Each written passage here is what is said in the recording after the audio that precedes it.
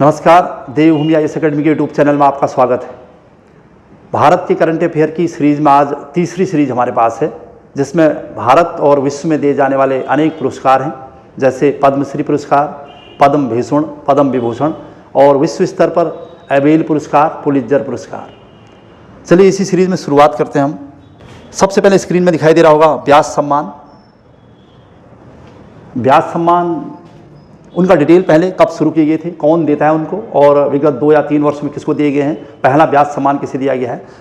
सामान्यतः ये कोशिश रहेगी कि सब कुछ कवर किया जाए। तो सबसे पहले व्यास सम्मान, जिनकी शुरुआत 1991 में हुई थी और इसको देता है के बिरला फाउंडेशन। पहला व्यास सम्मान किसे दिया गया था, तो डॉक्टर रामविलास शर्मा जी को 1991 में, और उनकी रचना का नाम क्या था, भारत के प्राचीन भाषा परिवार और हिंदी। और अब विगत 2 या 3 वर्षों में जो व्यास सम्मान दिए गए हैं, उसमें 29वां व्यास सम्मान नासिरा शर्मा, कागज़ की नाव उनकी रचना के लिए 2019 का। और उसके बाद 30वां व्यास सम्मान मिला है शरद पगारे को, उनकी रचना है पाटलिपुत्र की सामग्री, ये 2020 का है। और जो लेटेस्ट अपडेट रखनी है आपको, 31वां व्यास सम्मान है असगर वजाहत जी को, उनका नाटक है महाकवि 2021 का। ये था व्यास सम्मान और उसका डिटेल। नेक्स्ट होगा ज्ञानपीठ। ज्ञानपीठ पुरस्कार, प्रथम ज्ञानपीठ पुरस्कार 1965 में दिया गया जी शंकर कुरूप जी को, ये कुरूप होगा, और उनकी रचना है मलयालम भाषा के लिए दिया गया था, और रचना है ओटक कुशल। फिर 2022 और 21 का पहले यहाँ पर कवर करेंगे हम, दामोदर मोजो को कोंकणी भाषा के लिए, और ये याद रखना आपने 2022 का नीलमणि फुकन जी को, असमिया कवि हैं उनको उनके संपूर्ण साहित्य में योगदान के लिए दिया गया 2022 का नीलमणि फुकन, ये याद रखिए। नेक्स्ट है साहित्य अकेडमी। ये साहित्य अकेडमी देती है। प्रथम साहित्य अकेडमी पुरस्कार किसको दिया गया था, तो माखनलाल चतुर्वेदी जी को 1955 में, हिमतरंगिणी उनकी रचना के लिए, और अंग्रेजी में अनुराधा रॉय को दिया गया था। 2021 और 22 का देखेंगे। 2021 का दया प्रकाश सिन्हा, हिंदी नाटक उनका सम्राट अशोक के लिए, ये महत्वपूर्ण रचना है। और 2022 का इस बार कविता संग्रह तुमड़ी के शब्द, ये रचना है बद्री नारायण जी की, हिंदी में उन्हें दिया गया है। तो ये 2021 और 22 का साहित्य अकेडमी पुरस्कार है। चलिए इसके अलावा बुकर पुरस्कार, शुरुआत 1969 में हुई है, साहित्य के क्षेत्र में दिया जाता है, अंतर्राष्ट्रीय स्तर का है। अब तो बुकर और अंतर्राष्ट्रीय बुकर पुरस्कार अलग अलग हैं, तो सामने दिखाई भी दे रहा होगा। तो पहले 2020 का देख लेते हैं। डगलस स्टुअर्ट को, स्कॉटलैंड के थे, उन्हें उनकी रचना के लिए दिया गया है। शिवगी बेन के लिए 2021 का। डेमन गलगुड जी को, वो हैं दक्षिण अफ्रीका के, द प्रोवाइंस के लिए। और ये आपको याद रखना है 2022 सेहान करुणा तिलक श्रीलंका के हैं, और इनका उपन्यास है the 7 moons of Maali Almeida. ये है एक मृत युद्ध फोटोग्राफर की कहानी पर आधारित, कि कैसे उन्होंने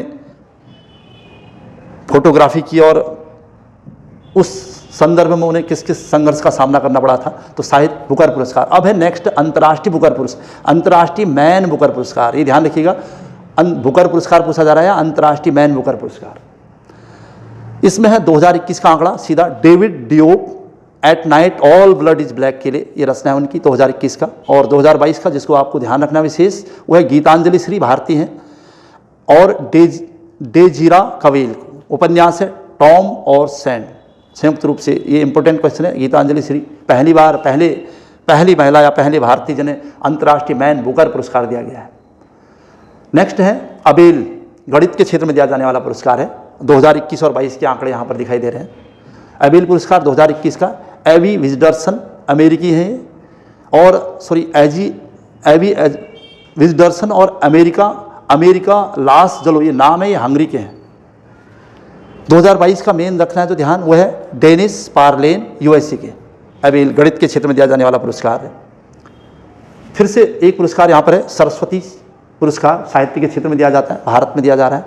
तो 2020 और 21 के यहाँ पर हैं शरण कुमार नेरवाले को, मराठी पुरस्कार या मराठी कवि हैं। और 2021 का राम दशरथ मिश्र को, मैं तो यहाँ हूँ, ये इनकी रचना का नाम है, ये याद रखना आपने खासकर, राम दशरथ मिश्र। नेक्स्ट है पुलित्जर पुरस्कार, जिनकी शुरुआत 1917 में हुई थी, पत्रकारिता के क्षेत्र में दिया जाने वाला पुरस्कार है। 2022 का फहमीदा अजीम, बांग्लादेश, जो मूल बांग्लादेशी मूल के हैं लेकिन यूएसए में रहती हैं।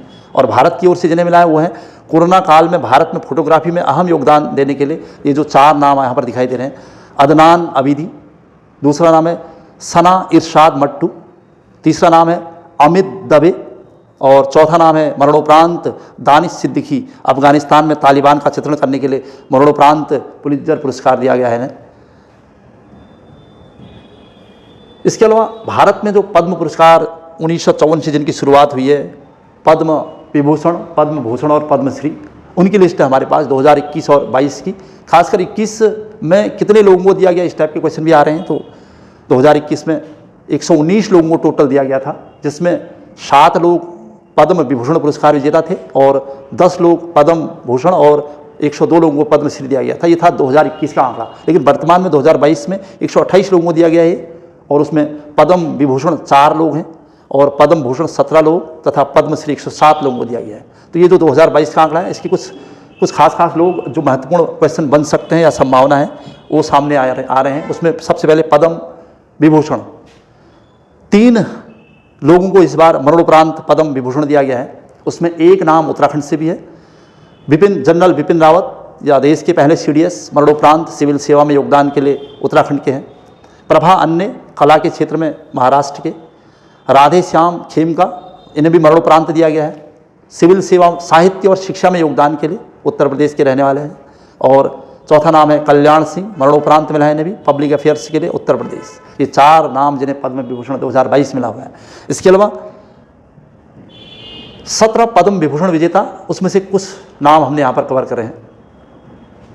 गुलाम नबी आज़ाद जम्मू कश्मीर के राजनीतिज्ञ थे, कश्मीर के। बुद्धदेव भट्टाचार्य वेस्ट बंगाल के राजनीति में सक्रिय थे। देवेंद्र झांझरिया जी खेल राजस्थान के। और सत्यनारायण नडेला यूएसए में। सुंदर राजन पिचाई अंतर्राष्ट्रीय स्तर पर योगदान दे रहे हैं जो भारत की तरफ से, दोनों अमेरिका में हैं। साइरस पूनावाला इस बार महाराष्ट्र में सेरम इंस्टीट्यूट के में योगदान दे रहे हैं और कोविड-19 के दौरान अपने अहम योगदान के लिए उन्हें ये पुरस्कार मिला हुआ है। और 7वां नाम है राजीव महर्षि, सिविल सेवा के लिए राजस्थान। ये 7 नाम हमने कवर किए हैं 17 में से। और ऐसे ही 107 लोगों में से पद्मश्री पुरस्कारों में से कुछ नाम यहाँ पर कवर हुए हैं, जैसे सुमित अंतिल खेल में हरियाणा, नजमा अख्तर साहित्य और शिक्षा के लिए दिल्ली की हैं, कमालिनी और नलिनी अस्थाना कला के क्षेत्र में यूपी, प्रमोद भगत खेल के क्षेत्र में ओडिशा के रहने वाले हैं, और नीरज चोपड़ा खेल के क्षेत्र में हरियाणा, और उत्तराखंड के 3 माधुरी बर्तवाल, वंदना कटारिया और बसंती देवी, ये उत्तराखंड की थी। समाज में अपने महत्वपूर्ण योगदान को देने के लिए बसंती देवी को, और कला के क्षेत्र में माधुरी बर्तवाल और हॉकी खिलाड़ी वंदना कटारिया। चलिए अब चलते हम अभ्यास प्रश्नावली में। कुछ इसी पर बेस कुछ क्वेश्चन जो करंट अफेयर की सीरीज हमने चला रखी है 1 से लेकर 50 और फिर 50 के बाद 100 और फिर उससे आगे बढ़ा रहे हम। आज का क्वेश्चन है फर्स्ट 101वां क्वेश्चन। हाल ही में किसी वर्ष 2020 के लिए 52वां दादा साहब फाल्के पुरस्कार दिया गया था? तो इसका आंसर है आशा पारेख जी को।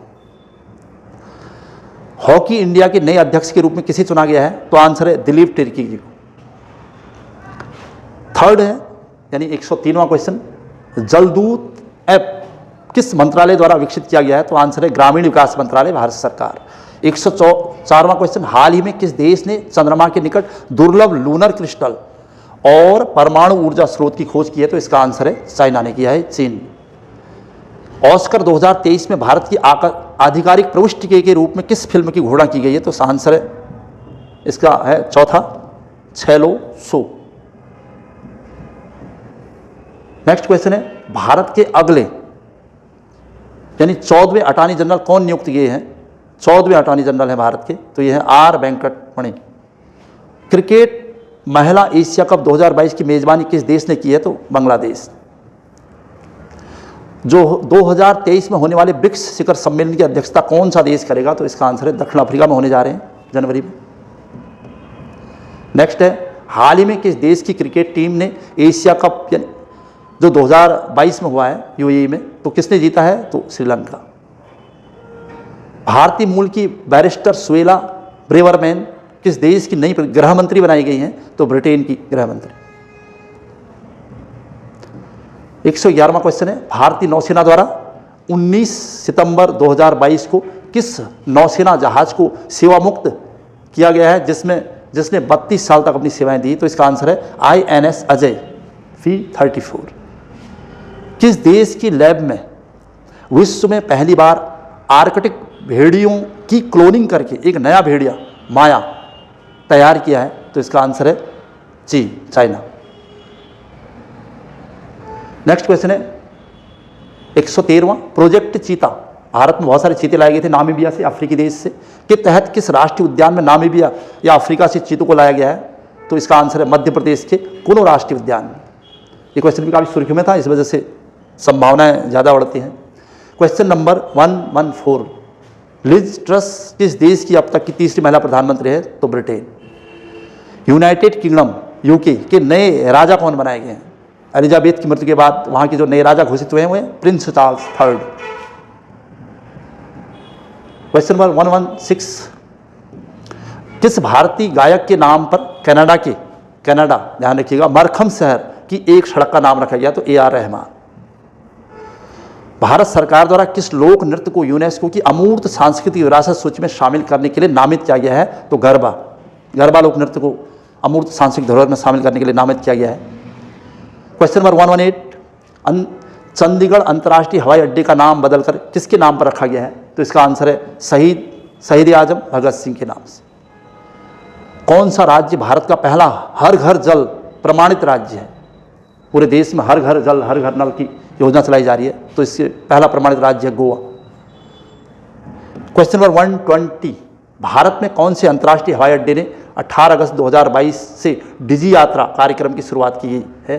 तो यह है हैदराबाद अंतर्राष्ट्रीय हवाई अड्डा। वैसे भी हैदराबाद अंतर्राष्ट्रीय हवाई अड्डा पहले से ही डिजिटल तरीके से तैयार किया गया था और वर्तमान में और ज़्यादा सुर्खियों में था ये क्वेश्चन, तो इस वजह से इसका आंसर ये था।